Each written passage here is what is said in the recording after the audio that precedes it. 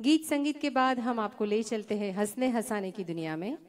आज हमारे साथ मौजूद है जी टीवी शो हास्य कवि सम्राट, जिन्हें नाम दिया गया है doctor of laughter, Shri Mahesh Dubey ji. आइए महेश दुबे जी, आपका बहुत बहुत यहाँ पे स्वागत है। Please may I please welcome mister Mahesh Dubey ji. L&T veteran senior citizen group के सभी सदस्यों को नमस्कार करता हूं, प्रणाम करता हूं, आप सभी को नमन करता हूं। 4 पंक्तियों से शुरुआत करता हूं कि महंगे का जिन्हें शौक था सस्ते पे आ गए, आकाश में उड़ते थे वो रस्ते पे आ गए। कोरोना ने संसार का है हाल वो किया, जो लगते थे गले वो नमस्ते पे आ गए। हम और आप नमस्ते पर आ गए हैं और ऐसा वक्त आ गया है कि हम और आप एक दूसरे को, आप हमें देख पा रहे हैं, हम आपको नहीं देख पा रहे हैं। मेरे यहाँ आने से पहले जो गीत और संगीत की शानदार महफिल जमी हुई थी, उसके बीच में मुझे सुनना तो बिल्कुल ऐसा ही लगेगा जैसे लता मंगेशकर और मुकेश गा रहे थे, बीच में लालू यादव भाषण करने आ गया। आप सभी के धैर्य को प्रणाम करता हूँ कि गीत और संगीत की शानदार महफिल के बीच आपने मुझे भी स्थान दिया। लेकिन हम लोग किस प्रकार के वायरस हैं ये तो आप खुद ही देख रहे होंगे। मेरे यहाँ पहुँचते ही अगल बगल सूना हो गया, पीछे वाले सब भाग खड़े हुए, ऐसा लग रहा है जैसे कोरोना पेशेंट आ गया हो, ऐसे सारे भाग गए। लेकिन आप लोग काफ़ी दूर हैं इसलिए नहीं भागेंगे, ऐसा मुझे विश्वास है। इस जहाँ में प्यार महके ज़िंदगी बाकी रहे, ये दुआ मांगो दिलों में रोशनी बाकी रहे। आदमी पूरा हुआ तो देवता हो जाएगा, ये ज़रूरी है कि उसमें कुछ कमी बाकी रहे। हमें ज़िंदगी कमियों के साथ जीनी पड़ती है। अच्छा, माइक नज़दीक रखूं, मतलब मैं इसे प्रेमिका समझूं, पत्नी न समझूं। मैं माइक को पत्नी समझ के दूर दूर था, अभी पता चला केतन जी ने मुझे बताया कि मुझे माइक के नज़दीक रहना है। तो ऐसी बारीक बातें केतन जी बताते रहते हैं, मैं इन्हें प्रणाम करना चाहता हूँ। बहुत मास्टर आदमी है केतन भाई।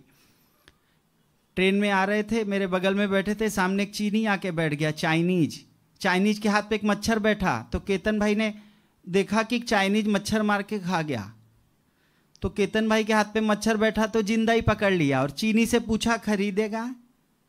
जिधर कोई धंधा नहीं होता उधर ये आदमी धंधा बना लेता है।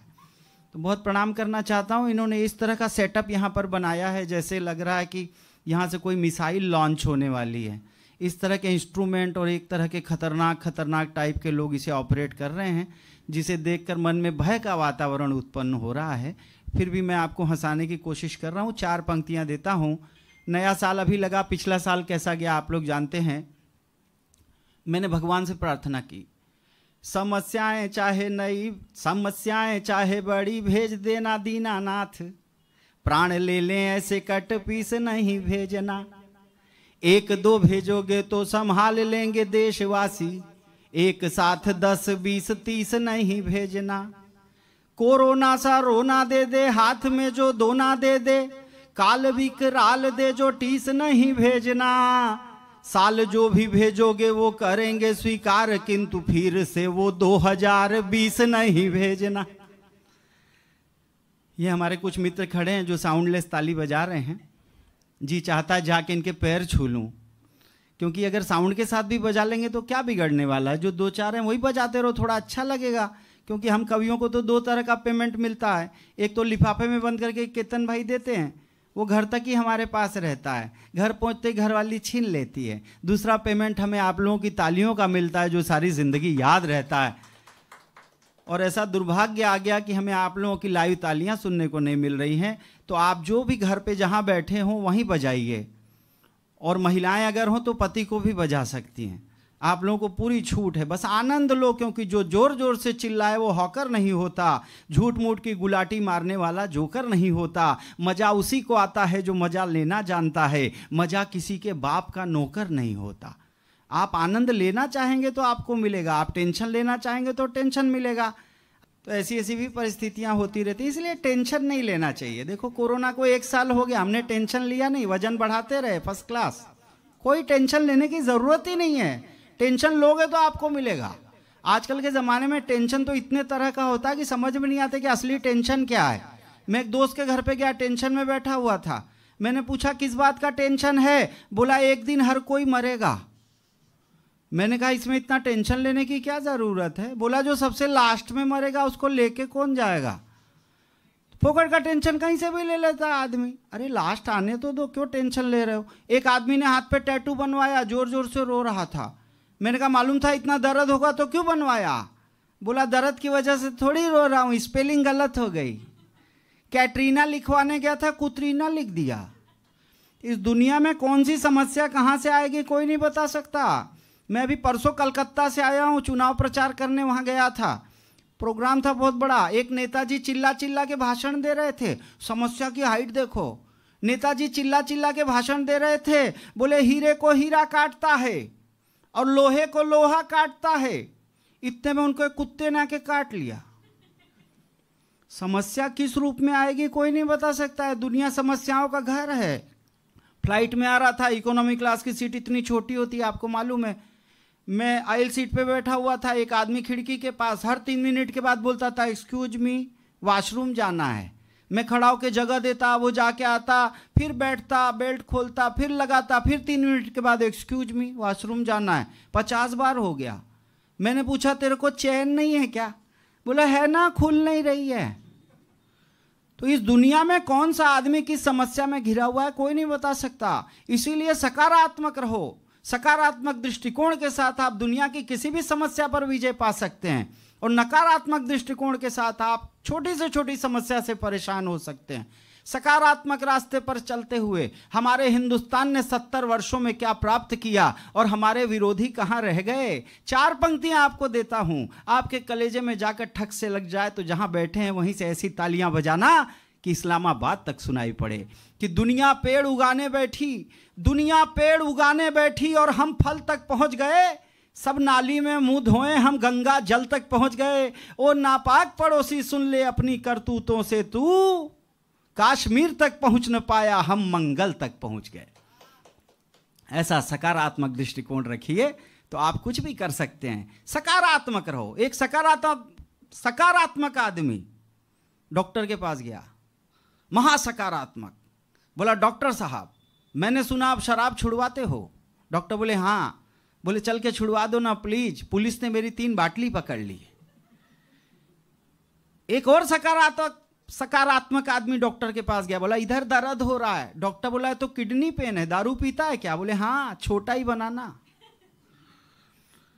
मेरी सोसाइटी का वॉचमैन सुबह सुबह पी रहा था। मैंने कहा ड्यूटी पे दारू पी रहा है। बोला हाँ, सेक्रेटरी साहब ने बोला है।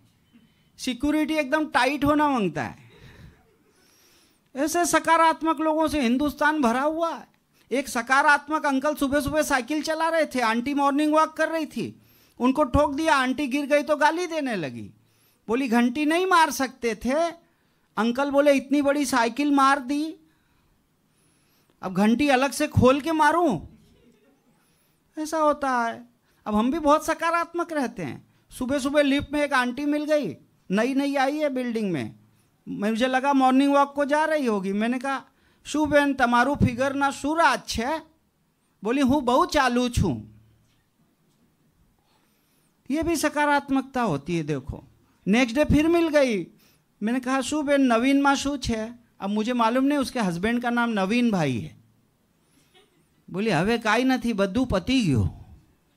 ऐसे भी सकारात्मकता होती है, नकारात्मकता होती है, समस्याएं होती हैं। एक समस्या का क्षण दे रहा हूं, सुनो। कुंभ के मेले में एक नागा बाबा मिल गए। मैंने कहा बाबा आज भाग मेरा जागा है, जल्दी आशीर्वाद दे दो मैं भी कुछ बन जाऊं नर, जो ये सामने है बड़ा ही अभागा है। बाबा बोले एक लात मुंह पे मारूंगा अभी। बाबा किसे बोल रहा, कौन यहाँ नागा है। मैं भी एक गृहस्थ हूं जो नहाने गया था, पर एक चोर साला मेरे कपड़े ले भागा है।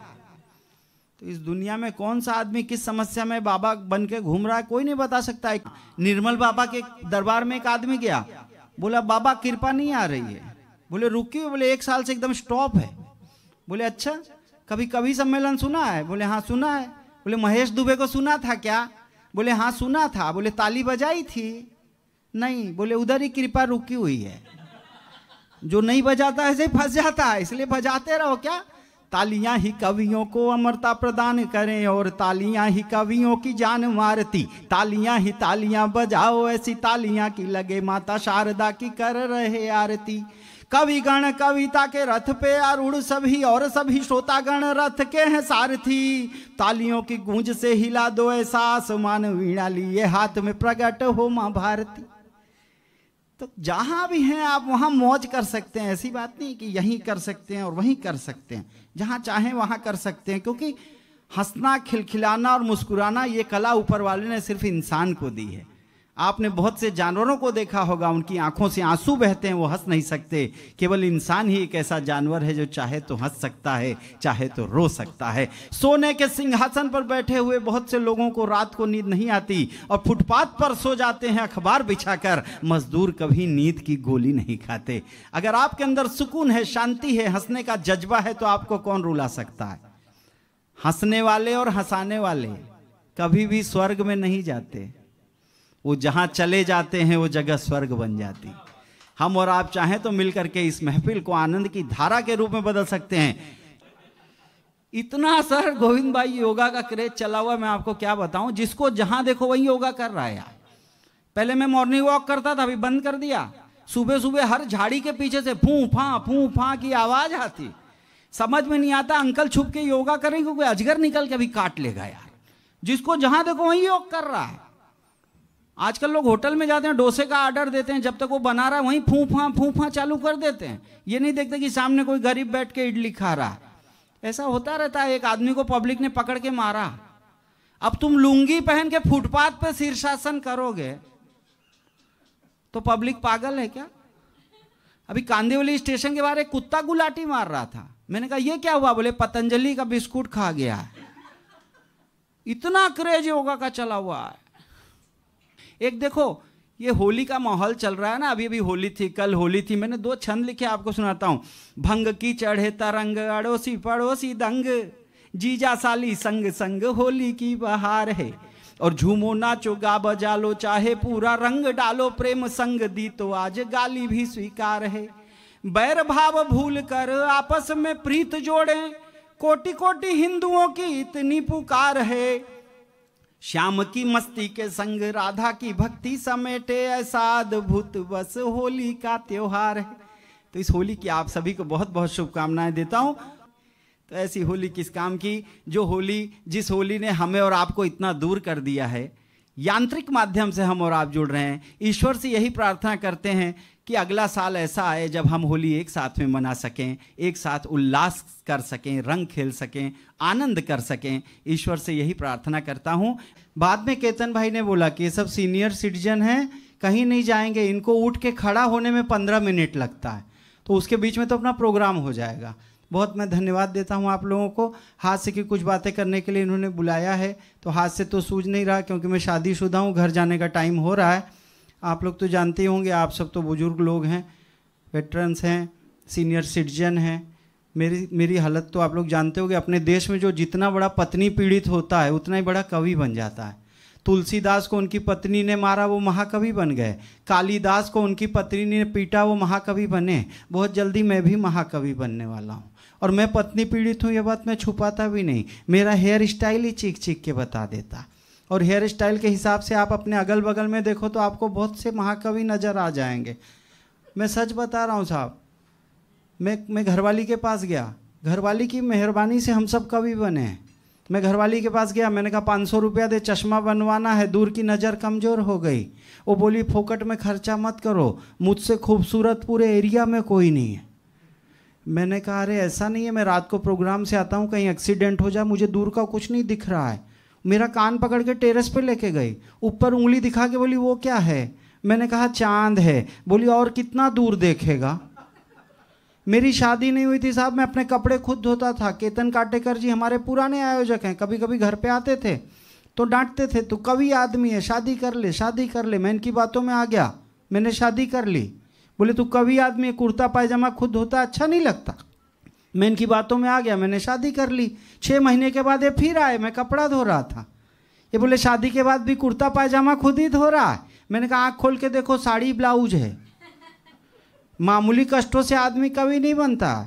और हमारी तो शादी के पहले ही बड़ी सारी प्रॉब्लम होते हैं साहब। महिलाओं का हृदय बहुत कठोर होता है, पुरुषों का हृदय बहुत कोमल होता है, बहुत नाजुक होता है। कुछ लोग मुझे कहते हैं तुम कवि लोग झूठ मूठ महिलाओं को बदनाम करते हो, महिलाओं का हृदय कोमल होता है। सब झूठ बोलते हैं।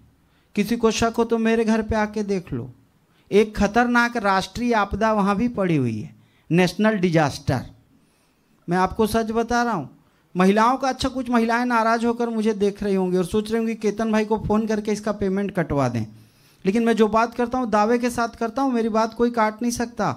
महिलाओं का हृदय छोटा होता है, पुरुषों का हृदय बड़ा होता है। आप सब कल्पना करें, लोकल ट्रेन के एक भीड़ भरे डिब्बे में एक अपरिचित महिला और पुरुष यात्रा कर रहे हों, अनजान, अगल बगल बैठे हों। अचानक पुरुष को नींद आ जाए और उसका सिर महिला के कंधे पर टिक जाए तो महिला क्या करेगी? जितनी गालियां याद होंगी सब बेचारे पुरुष पे समर्पित कर देगी। अगल बगल के यात्रियों से कह के उसका पूजन भी करवा सकती। कोई मेरे जैसा शरीफ होगा तो वहीं सुसाइड कर लेगा। यह है महिलाओं का संकुचित हृदय, छोटा सा हृदय। अब आप कल्पना करें, लोकल ट्रेन के उसी भीड़ भरे डिब्बे में वही अपरिचित महिला और पुरुष यात्रा कर रहे हों। अब महिला को नींद आ जाए और उसका सिर पुरुष के कंधे पर टिक जाए तो पुरुष क्या करेगा? मैं गारंटी के साथ बोलता हूँ 8 स्टेशन आगे तक चला जाएगा लेकिन कंधा नहीं हिलाएगा। उसके पास टिकट अंधेरी तक का होगा और चर्चगेट तक विदाउट चला जाएगा। टीटी पकड़ लेगा, एक हाथ से पैसा निकाल के फाइन भर देगा, लेकिन उसको कष्ट नहीं होने देगा जिसने उसका सहारा ले रखा। ये है हम पुरुषों के हृदय की उदारता, हमारे हृदय की विशालता, और ये है महिलाओं का संकुचित हृदय। अच्छा, हो सकता है हमारा पेमेंट कोई महिला ही देने वाली हो, तो एक बात महिला के फेवर में कर देता हूँ। महिलाओं का हृदय छोटा होता है, इतना छोटा होता है, इतना छोटा होता है कि उसमें एक ही पुरुष रह सकता है।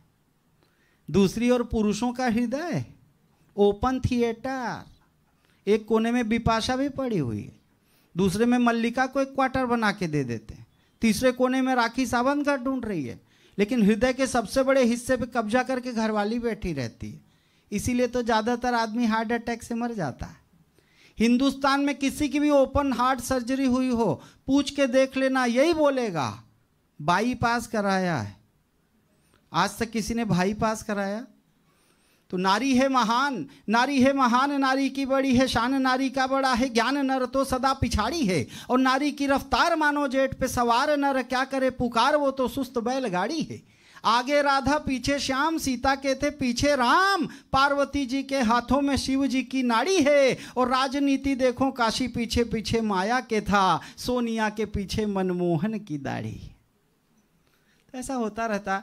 मैं चाहता हूं बिल्कुल अब मैं समापन में एक ऐसी कविता सुनाऊं। मुझे 2018 का महाराष्ट्र राज्य हिंदी साहित्य अकेडमी अवार्ड दिया गया है, जो जिन रचनाओं के लिए दिया जा सकता है, और इतने अच्छे शानदार कार्यक्रम की पूर्णाहुति जिस रचना के साथ होनी चाहिए वो कविता आपको सुनाता हूं, अपने देश की कविता। क्योंकि आन बान और शान रखो, बाइबिल वेद कुरान रखो, गीता का भी ज्ञान रखो, पर दिल में हिंदुस्तान रखो। हम सब मिलकर के हिंदुस्तान की वंदना करते हैं। सुनिएगा आप हिंदुस्तान का गीत। विश्व गुरु भारत की जय जय, धरती के दिन मान की जय, एक बार सब प्रेम से बोलो अपने हिंदुस्तान की जय। विश्व गुरु भारत की जय जय, धरती के दिन मान की जय, एक बार सब प्रेम से बोलो अपने हिंदुस्तान की जय। मस्जिद की भी जय जय बोलो गुरुद्वारे की, अग्यारी की भी जय बोलो जय ईसा के प्यारे की, कोट हृदय जो चाह रहे हैं उस मंदिर निर्माण की जय, एक बार सब प्रेम से बोलो अपने हिंदुस्तान की जय। गांधी की भी जय जय बोलो, जय पटेल के नाम की, अमर शहीदों को भूले तो आज़ादी किस काम की, भगत और आज़ाद ने किया उस अनुपम बलिदान की जय, एक बार सब प्रेम से बोलो अपने हिंदुस्तान की जय। सीमाओं की जय जय बोलो, जय उनके रखवालों की, जिनकी छाती से टकरा कर नोकें टूटे भालों की, देश समूचा ऋणी रहेगा ऐसे वीर जवान की जय। एक बार सब प्रेम से बोलो अपने हिंदुस्तान की जय।